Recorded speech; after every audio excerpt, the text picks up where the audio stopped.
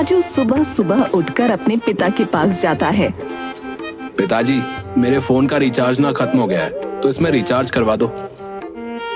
देख लो भाग्यवान, जब मैं इसकी उम्र का था तब उठकर पूजा पाठ करता, नौकरी पर चला जाता था, और इन साहब को देख लो, सुबह सुबह भगवान के दर्शन तो दूर की बात, लेकिन इस मुंह फोन को लेकर बैठ जाता है। न जाने इसमें ऐसा क्या है। अरे पिताजी, ये बात आप नहीं समझोगे। फोन चलाने में जो परम आनंद मिलता है ना, वो किसी और चीज में मिल ही नहीं सकता। अरे नालायक, जीवन की आधी समस्याएं तो पूजा पाठ करने से ही दूर हो जाती है रे। अरे किसने कहा? अब मुझे देख लो, मैंने कब पूजा पाठ की थी, लेकिन मजाल है कि मुझे कोई समस्या हुई हो। तुझसे बहस करना मतलब कि अपने पैर पर ही कुल्हाड़ी मारना होता है। ये लीजिए, नाश्ता कर लीजिए। अरे राजू बेटा, तू भी नाश्ता कर ले। खबरदार, पहले जाकर नहा ले, उसके बाद नाश्ता मिलेगा, समझा? माँ पिताजी को समझाती क्यों नहीं हो कि नहाने से कुछ नहीं होता, बस मन साफ होना चाहिए। हे भगवान, इस जैसा आलसी और निकम्मा लड़का मैंने आज तक नहीं देखा। जाकर कोई काम धंधा ढूंढ ले, कम से कम अपना खर्च तो निकाल ले। अरे पिताजी, आप भी ना, मेरा खर्चा ही कितना है? 2 वक्त की रोटी और फोन का रिचार्ज ही तो मांगता हूँ, उसमें कितना ही खर्च हो जाता होगा। और वैसे भी राजू ऐसे छोटे मोटे काम के लिए नहीं बना है। राजू तो बड़े बड़े काम करने के लिए पैदा हुआ है। हाँ, काम चोरी का रिकॉर्ड तोड़ेगा राजू। इन सब बातों को छोड़ो और मेरे फोन का रिचार्ज खत्म हो गया, बैलेंस डाल दो बोल रहा हूं। नहीं, जब तक तू कुछ कमा कर नहीं लाएगा तब तक तुझे ना ही खाना मिलेगा और ना ही फोन का रिचार्ज। अच्छा, तो आप राजू को चैलेंज दे रहे? वैसे भी पैसे कमाने में कौन सी बड़ी बात होती है। अब तो मैं जब पैसे कमा कर लाऊंगा ना, तभी खाना खाऊंगा। ऐसा कहकर राजू वहां से चला जाता है।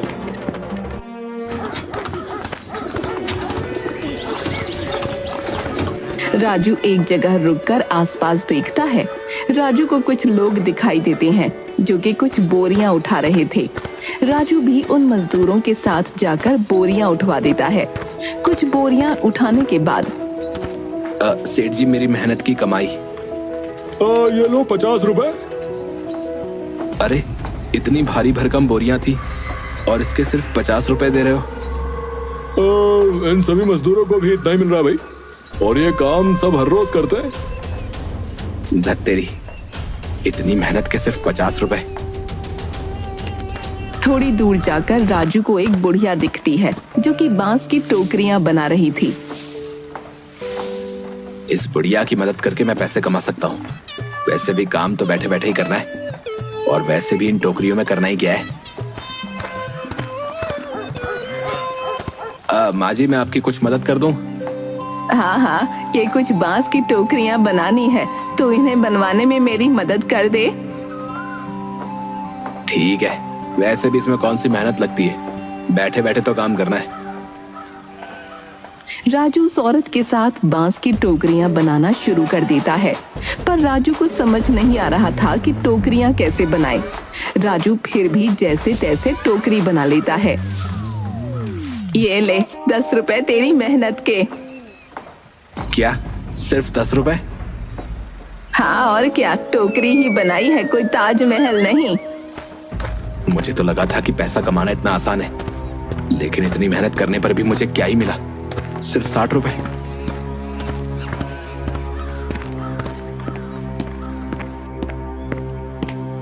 क्या हुआ, कमा लिए पैसे?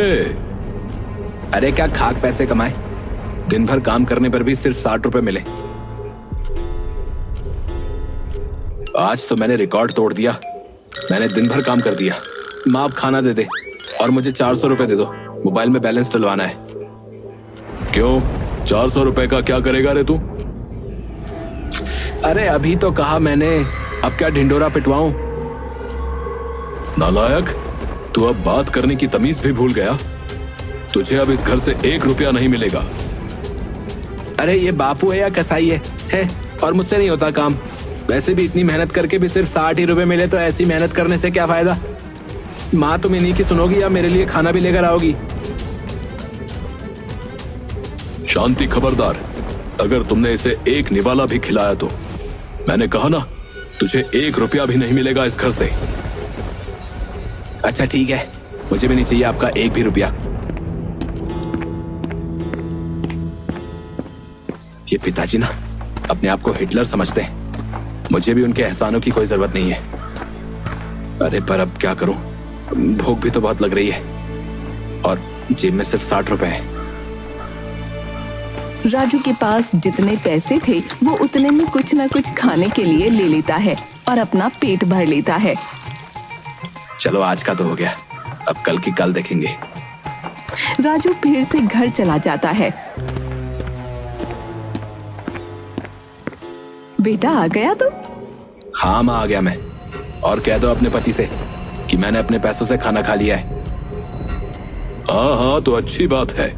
वैसे भी अब आदत डाल लो, क्योंकि इस घर से तो तुम्हें अनाज का एक टुकड़ा नहीं मिलने वाला। हाँ हाँ ठीक है, चाहिए भी किसे। अगले दिन राजू सुबह देर तक सोया रहता है, फिर उठकर अपना फोन हाथ में लेता है। अरे आज तो वर्ल्ड रिकॉर्ड टूट गया। मैंने पूरे 1 दिन फोन नहीं चलाया। मेरी तो जान ही निकल जाएगी अगर मैंने थोड़ी देर और फोन नहीं चलाया तो। हाँ, एक तरीका है।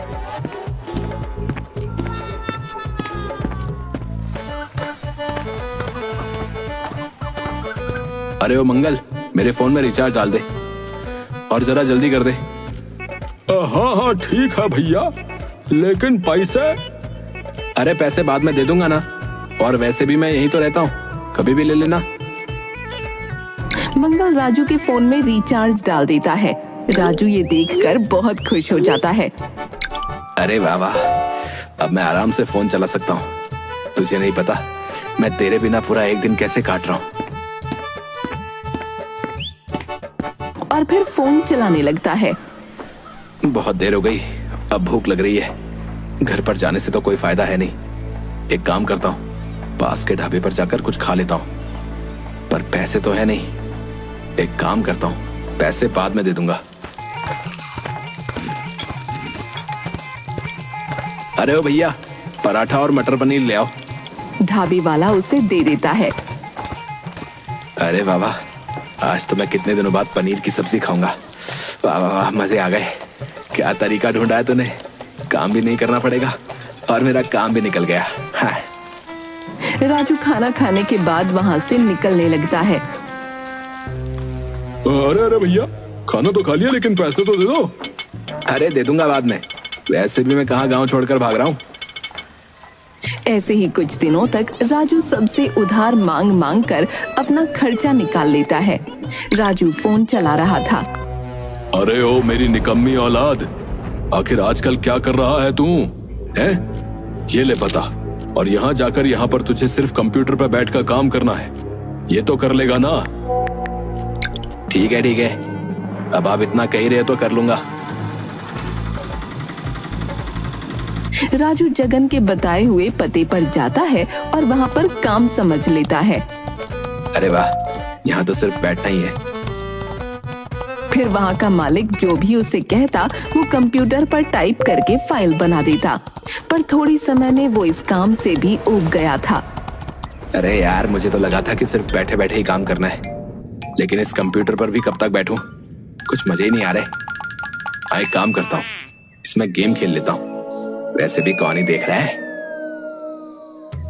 अब राजू उसमें गेम खेलने लगता है और कुछ काम नहीं करता। एक दिन कंपनी का मालिक राजू को गेम खेलते हुए देख लेता है। अरे ये तुम क्या कर रहे हो भाई? है?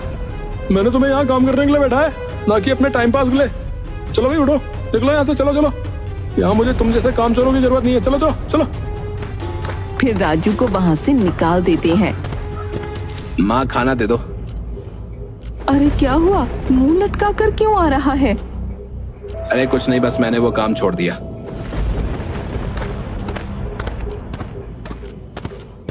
छोड़ दिया या निकाल दिया है? नालायक, मुझे मदन ने फोन करके सारी बातें बता दी हैं कि तू कैसे काम के समय पर वहां कंप्यूटर में गेम खेलता था। अरे तो वहां बैठे बैठे मेरा टाइम पास ही नहीं हो रहा था और बेइज्जती कर दी मेरी 4 लोगों के सामने, वो अलग। तुम्हारी कोई इज्जत भी है जो कोई बेइज्जती करेगा तेरी? ऐसे भी मुझे वहां कुछ खास मजा नहीं आ रहा था। तुझे इतना पढ़ाया, इसका कोई मतलब ही नहीं रहा। तेरा कुछ नहीं हो सकता राजू, तू कामचोर का कामचोर ही रहेगा। अब मैं इन दोनों का क्या करूं? एक तरफ पति और दूसरी तरफ बेटा। अब मैं किसका साथ दूं? राजू हर रोज की तरह गांव में निकल जाता है। अरे वाह, हमारे देश में लोगों को बेवकूफ बनाना कितना आसान है।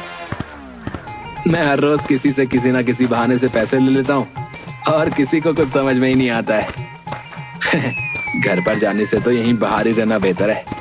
घर पर तो वो हिटलर चैन की सांस भी नहीं लेने देता। फिर राजू एक पेड़ के नीचे जाकर आराम करने लगता है। तभी कुछ आदमी राजू के पास आते हैं। अरे ओ राजू, उठ। अरे क्या है भाई? अबे ओ, तूने 1 महीने से मेरे पैसे नहीं दिए, समझा? हर बार किसी ना किसी बहाने से उधारी लेकर जाता है। अब बहुत हो गया तेरा, चल। उसकी बात सुनकर गांव के और लोग भी राजू से अपनी अपनी उधारी मांगने लगते हैं। हाँ भैया, इसने तो मुझसे भी पैसे लिए हैं। अरे भैया, इसने तो मुझसे भी पैसे लिए भैया। अरे अरे, तुम सब तो मेरे पीछे ही पड़ गए। मैं कौन सा गांव छोड़कर जा रहा हूँ? अरे तो गांव छोड़कर नहीं जा रहा तो क्या पैसे नहीं देगा है बे? अच्छा तो बताओ, कितने हुए तुम्हारे पैसे? मेरे जो है 7,800 रुपए हुए। और हमारे 8,000 रुपया। हाँ, ऐसे ही सभी लोग अपनी अपनी उधारी के पैसे बताते हैं। अरे बाप रे, ये तो इतने सारे पैसे हो गए। इतने पैसे मैं कहां से लेकर आऊंगा? अगर पिताजी से मांगे तो वो तो मेरा भरता ही बना देंगे। अरे रे भाई, थोड़ा सा तो मोहलत दे दो, सबके पैसे लौटा दूंगा। ओ भाई ओ, अगर तूने कल तक पैसे नहीं लौटाए ना तो मैं तेरे बाप से भी पैसे वसूल कर लूंगा, समझा? अरे बाप रे, ये तो मुसीबत हो गई।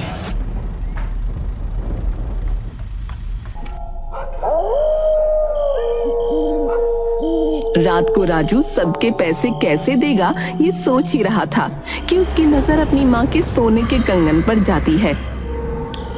हाँ, अगर माँ का एक कंगन गिरवी रख दिया तो सारी टेंशन खत्म।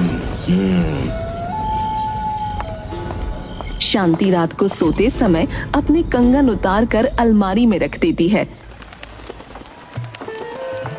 और अपनी सहेलियों के साथ बाहर सैर पर चली जाती है। और जगन भी घर पर नहीं था। राजू मौके का फायदा उठाकर एक कंगन ले जाकर सुनार के पास गिरवी रख देता है और अगले दिन सभी के पैसे चुका देता है। ये लो, अब हो गया ना तुम्हारा सारा उधार चुकता? हाँ ठीक है ठीक है। दोपहर को, हे भगवान, ये क्या हुआ? मैं लुट गई, बर्बाद हो गई। अरे क्या हुआ भाग्यवान, तुम इतना चिल्ला क्यों रही हो? वो हर रोज की तरह मैं सैर पर जाने से पहले अपने कंगन अलमारी में रख कर गई थी, लेकिन आज उनमें से एक गायब है। मैंने सब जगह देख लिया लेकिन कहीं नहीं मिल रहा। कहीं तुम्हारे बेटे ने तो नहीं? आप बेफिजूली उस पर शक कर रहे हैं। वो आलसी निकम्मा जरूर है लेकिन चोरी नहीं कर सकता। और वैसे भी उसे ऐसी कौन सी जरूरत आन पड़ी होगी जो उसे लेने की जरूरत पड़ी होगी। दोनों परेशान होकर घर के बरामदे में बैठे हुए थे। तभी राजू वहां आ जाता है। अरे बाप रे, माँ और पिताजी को देखकर तो लग रहा है कि उन्हें कंगन के बारे में पता चल गया है। रुक जा, कहाँ जा रहा है? लगता है पिताजी को मुझ पर शक हो गया है। जैसे ही जगन राजू के सामने आता है, मैंने चोरी नहीं की, मैंने कंगन नहीं चुराए। पर मैंने तो कुछ कहा ही नहीं है। बता बता बता, क्यों चुराया तूने कंगन? बता बता। राजू जगन को सारी बात बता देता है। मैंने कहा था ना है कि कुछ काम कर ले, कुछ काम कर ले, काम कर ले, पर तूने मेरी एक नहीं सुननी, एक नहीं सुननी। अरे माँ माँ माँ, रोको ना, अपने पति को रोको। अरे अरे मेरी जान ही ले लेंगे। अरे छोड़ दीजिए उसे, उससे गलती हो गई, माफ कर दीजिए उसे। वाह वाह वाह वाह वाह, तब से तो इतना गला फाड़ फाड़ कर रो रही थी, हैं? और अब अपने बेटे के मुंह में अंधी हो गई, हैं? तू देख लेना, एक दिन याद करेगा ये मेरी बातें। मैं अभी भी कह रहा हूँ कि तू कुछ काम धंधा ढूंढ ले, नहीं तो बहुत पछताएगा, बता रहा हूँ। हाँ। तभी जगन पसीने से लथपथ हो जाता है और उसके सीने में दर्द होने लगता है और वो नीचे गिर जाता है। पिताजी क्या हुआ आपको? पिताजी। और रोने लगता है। फिर दोनों उसे अस्पताल लेकर जाते हैं। देखिए, आपके पिताजी को हार्ट अटैक हुआ है। ये दवाइयाँ ले लीजिए और रिसेप्शन पर फीस जमा कर दीजिए। माँ, इस अस्पताल की तो फीस बहुत ज्यादा है। बेटा तू एक काम कर, मेरे सारे गहने गिरवी रख दे और अपने पिताजी का इलाज करवा ले। राजू अपनी माँ के गहने गिरवी रख देता है और उसके पिता का इलाज करवा लेता है। डॉक्टर साहब, अब मेरे पिताजी कैसे हैं? अभी तो खतरे से बाहर हैं, लेकिन आपको 2 महीने के अंदर अंदर उनका ऑपरेशन करवाना पड़ेगा, क्योंकि उनके हार्ट में स्टॉक हो गया है। ऑपरेशन करना बहुत जरूरी है। अगर ऑपरेशन नहीं करवाया तो आपके पिताजी को बचाना बहुत मुश्किल हो सकता है। ये सुनकर शांति और राजू बहुत ज्यादा घबरा जाते हैं। अगले दिन 2 महीने के अंदर अंदर पिताजी का ऑपरेशन करवाना बहुत जरूरी है। बहुत मेहनत करूंगा और पिताजी का ऑपरेशन करवाऊंगा। अरे, इतने से पैसों में तो कुछ नहीं होगा, और मेहनत करनी पड़ेगी। अब एक काम करता हूँ, गांव वालों से कुछ मदद ले लेता हूँ, शायद वो मेरी मदद कर दें।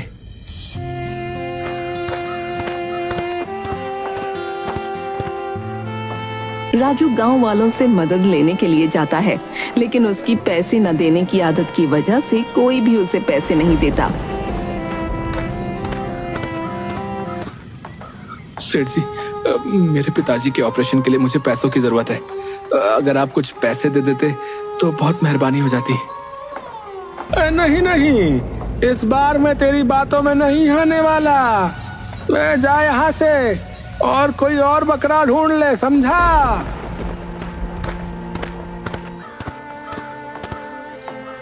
सब मेरी ही गलती है। पिताजी मुझे हमेशा समझाते रहते कि काम कर ले, लेकिन मैंने उनकी एक भी नहीं सुनी। अब मेरे पास पछताने के अलावा और कोई रास्ता भी नहीं है। और वो रोने लगता है। राजू निराश होकर वहां से चला जाता है और जिससे भी मदद लेने जाता है वो उसे मना कर देता है। राजू निराश होकर घर जाता है। बेटा, तेरे पिताजी की दवाई खत्म हो गई है और ये दवाई तो बहुत खास है, एक बार भी नहीं छोड़नी है।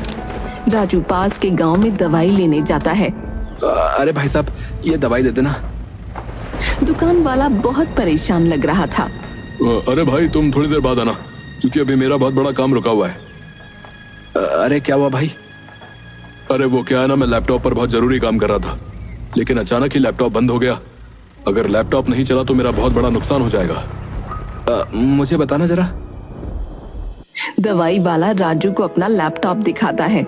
राजू लैपटॉप के पीछे की बैटरी निकालकर फिर से लगा देता है और झट से उसका लैपटॉप ठीक हो जाता है। अरे, तुमने ये सब कैसे किया?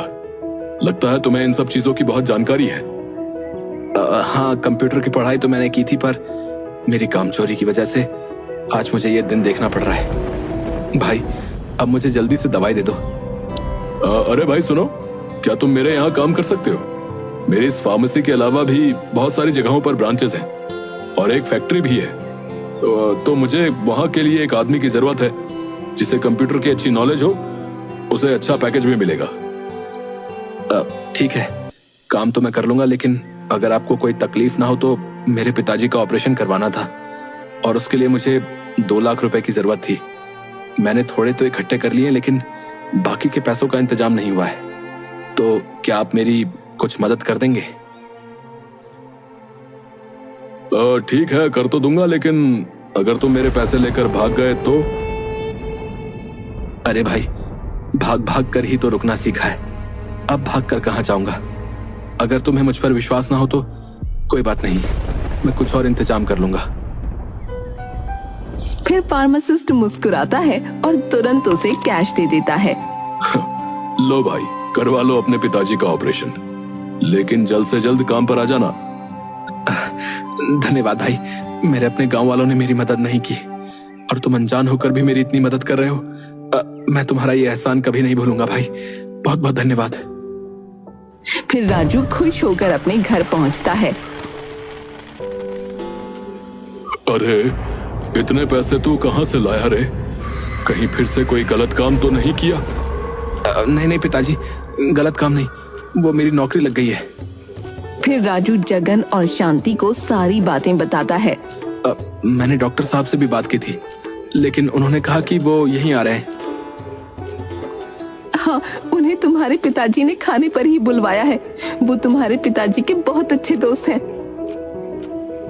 और अब ऑपरेशन की भी कोई जरूरत नहीं है। पर क्यों, क्या हुआ? डॉक्टर ने तो कहा था कि मैं बिल्कुल ठीक हूँ, मुझे कुछ नहीं हुआ था। तब तक डॉक्टर भी आ जाते हैं। हाँ, तुम्हारे पिताजी बिल्कुल ठीक हैं, उन्हें कोई हार्ट अटैक नहीं आया था। तो फिर उस दिन जगन को गैस हो गई थी, इसलिए इसके दिल में दर्द होने लग गया था। जब तुम दवाई लेने गए थे तब तुम्हारे पिताजी ने मुझे तुम्हारे बारे में सारा हाल बताया था और हम दोनों ने मिलकर तुम्हें सही रास्ते पर लाने के लिए ये सब प्लानिंग की थी। हाँ, और अब तो खुद को देख कि तू क्या कर सकता है और मन लगा कर काम कर। भगवान न करे अगर आगे कभी तुझे ऐसी तकलीफ आ गई तो अब तेरी ऐसी हालत नहीं होनी चाहिए, समझा? फिर राजू ईमानदारी से काम करने लग जाता है।